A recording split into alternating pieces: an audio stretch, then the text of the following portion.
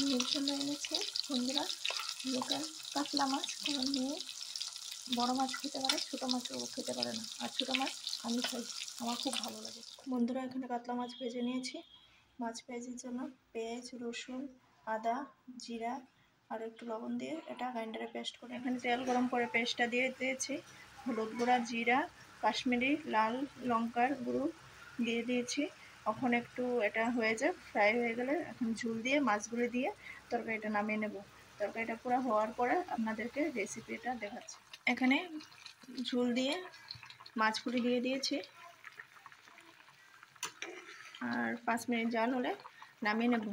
এখানে ধন্যপাতা দিয়েছিলাম, কিন্তু ধন্যপাতা দিলে ভালো পাই না আমি, তার জন্য ধন্যপাতা দেব না।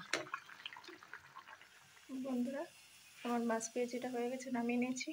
এখন কড়াইতে শাক বসিয়ে দেব। এখানে রসুনটা ছুলে নিয়েছি, আর এখানে শাকটা, এটা হলো ডাঁটা শাক, মানে ডুগি শাক, আমাদের এখানে বলে ডুগি শাক। বন্ধুরা শাকটার মধ্যে একটা কাঁচা লঙ্কা দিয়েছি, অল্প হলুদ আর অল্প লবণ দিয়েছি, আপনারা পরিমাণ মতো দিয়ে দেবেন।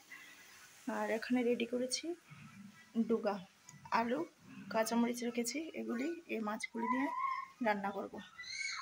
ডুগা তরকারি, লাউর ডুগার তরকারি। তরকারিটার মধ্যে হালকা আদা, হলুদ, অল্প অল্প জিরা দিয়ে দিয়েছি।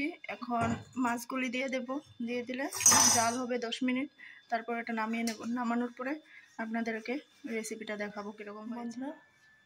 আমি যে বলেছিলাম ডুগা তরকারি, রেসিপিটা হয়ে গেলে দেখাবো। আমার ডুগা তরকারি রান্না শেষ। এটার মধ্যে চিংড়ি মাছ আর মোকা মাছ, মানে মলায়া মাছ দিয়েছি, এটা ছোটো মাছ। আপনারা সবাই এভাবে রান্না করে খাবেন, আমার তো খুব ভালো লাগে। টাটা, আজকের দুপুরের লাঞ্চে আমরা এসব দিয়েই খাবো। বাই বাই বন্ধুরা, আবার রাত্রে ডিনার কী করব দেখাবো।